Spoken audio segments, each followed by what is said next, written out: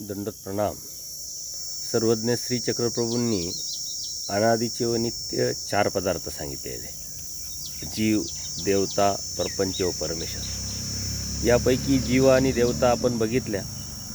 तिसरा अनादीचा व नित्य पदार्थ आहे प्रपंच। आणि ह्याच प्रपंचाविषयी अनेक लोकांमध्ये एक गैरसमज, अज्ञान, अन्यथा ज्ञान आहे। परंतु स्वामी श्री चक्रधरांनी प्रपंच हा नित्य व अनादीचा तिसरा पदार्थ सांगून त्या प्रपंचाविषयी आपल्याला ज्ञान केलेलं आहे। प्रपंच म्हणजे कार्य करण्यासाठी जो विस्तारला जातो आणि तो जितका विस्तारायचा तितका विस्तारता येतो, म्हणूनच त्याला प्रपंच म्हटले।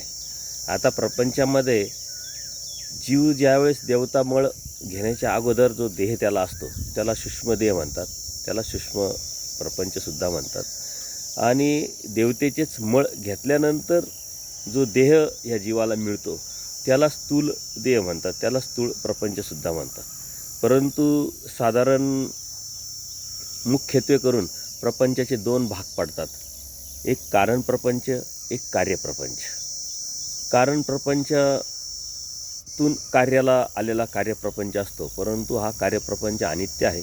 पण कारण प्रपंच हा मात्र नित्य आहे आणि तोच आपण समजून जर घेतला तर नक्कीच या प्रपंचातून बाहेर आपण पडून परमेश्वराला प्राप्त करू शकतो। दंडोत प्रणाम, दंडोत प्रणाम।